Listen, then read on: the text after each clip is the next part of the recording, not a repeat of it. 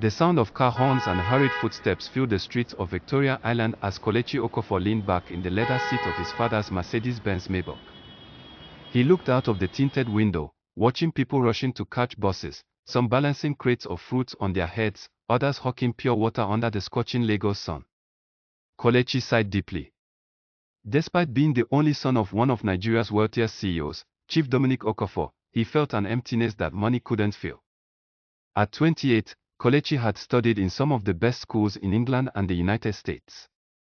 He had a master's degree in business administration and was being groomed to take over his father's multi-billion naira conglomerate, Okafor Group, with investments in oil, real estate, and telecommunications. But there was one thing he feared: love. Every woman he had ever dated seemed more interested in his money than his heart.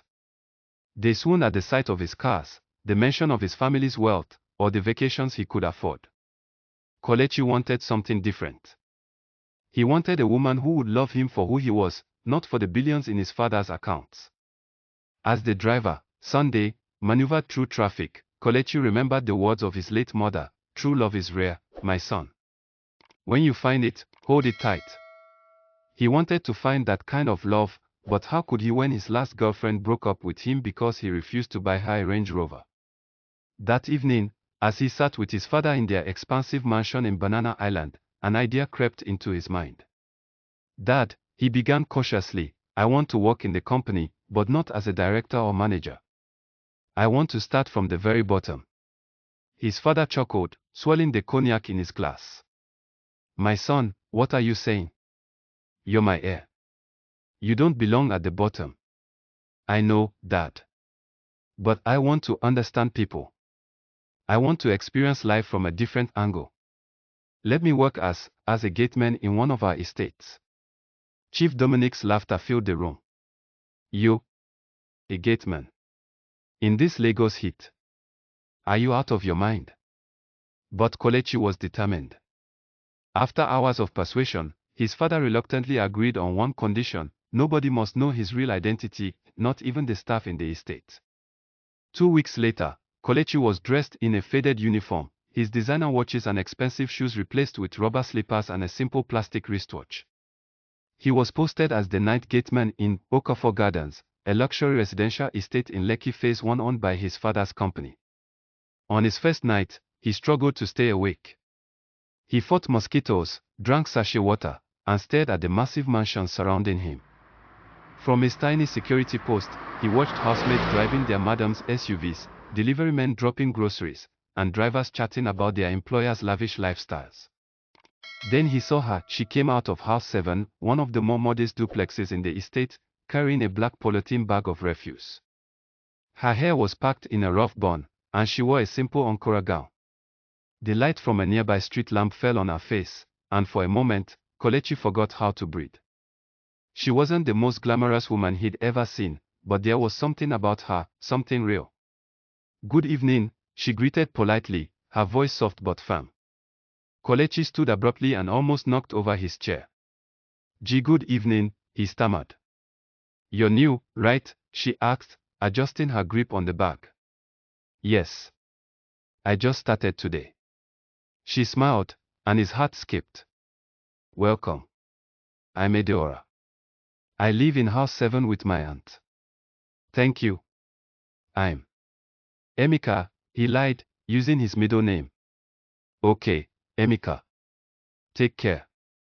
She dropped the bag in the bin and walked back. That night, Kelechi couldn't sleep. He kept replaying her smile in his mind. Over the next few weeks, they ran into each other often. Adaora would stop by the gate to chat briefly, bringing him snacks and bottled water.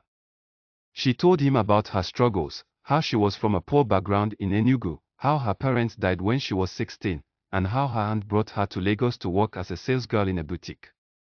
Kelechi was drawn to her simplicity and her heart. Unlike the women he was used to, Adaora never bragged about shopping in Dubai or demanded iPhones.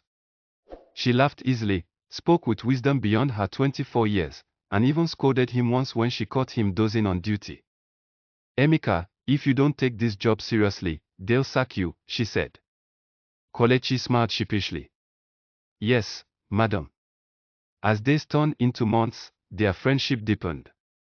One rainy night, Adaora came running to the gatehouse, drenched from head to toe. "My aunt locked me out," she cried. "Locked you out? Why?" Kelechi asked, rushing to fetch her a dry towel. "She said I'm useless, that I'm eating her food without contributing enough. I have nowhere else to go." "You can stay here," Kelechi offered. She hesitated. "Are you sure?" "Yes. I'll sleep on the bench outside. You take the bed inside." That night, as Kelechi sat on the bench listening to the rain, he made up his mind. He was in love with Adaora. Truly in love. The next morning, Adaora insisted on leaving before dawn to avoid scandal. "Thank you for last night," she said, her eyes moist. "You're a good man, Emeka." "Adaora," Kelechi began nervously, "I have to tell you something." But before he could confess, her phone rang. She answered and frowned. "What?" "Hospital." "Okay, I'm coming now." Her younger brother in Enugu had been involved in an accident. Adaora needed 150,000 Nigerian nairas for surgery. She looked shattered as she ended the call. "Don't worry," Kelechi said firmly.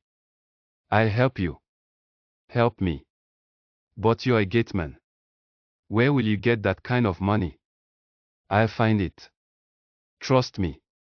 Kelechi secretly called his father's personal assistant and arranged for the money to be sent to Adaora anonymously. 2 weeks later, Adaora returned from Enugu with tears in her eyes. She came straight to the gatehouse. "Emeka, someone sent 150,000 Nigerian nairas to my brother's hospital account. I don't know who it is, but I prayed for that person every night. I wish I could thank them." "You already have," Kelechi whispered. "What?" "Nothing. I'm just glad your brother is okay." That evening, as they sat together watching the sunset, Kelechi finally spoke. "Adaora, I've been lying to you." She froze. "Lying? About what?" "My name isn't Emeka. I'm not a gateman. My real name is Kelechi Okofor. I'm the son of Chief Dominic Okofor, the owner of this estate." Adaora blinked, her lips parting slightly.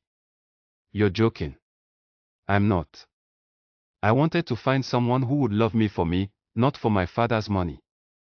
That's why I came here." Adaora stood, her eyes wide. "So all this time, you were testing me?" "No. Not testing. Searching." "Adaora, I love you. Truly." Tears rolled down her cheeks. "You lied to me, Kelechi.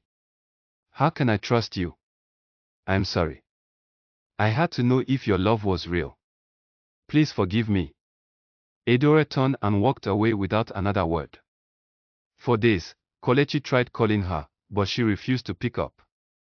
He even went to house 7, only to find out she had moved out. Months passed. Kelechi was heartbroken. He threw himself into the family business, expanding their company into new markets. Yet, every night, he thought of Adaora. Then one sunny afternoon, as he came out of a board meeting at Okafor Towers in Ikeja, he saw her. Adaora was standing at the reception, holding a CV. She had come to apply for a job. Their eyes met. "Adaora," he breathed. "Kelechi," she replied softly. They stared at each other for what felt like an eternity. Then Kelechi dropped his briefcase and walked towards her. "I've missed you," he said. "I've missed you too," she whispered, tears in her eyes. "I was a fool. But if you give me another chance, I promise never to lie to you again." Adaora smiled faintly. "I forgive you.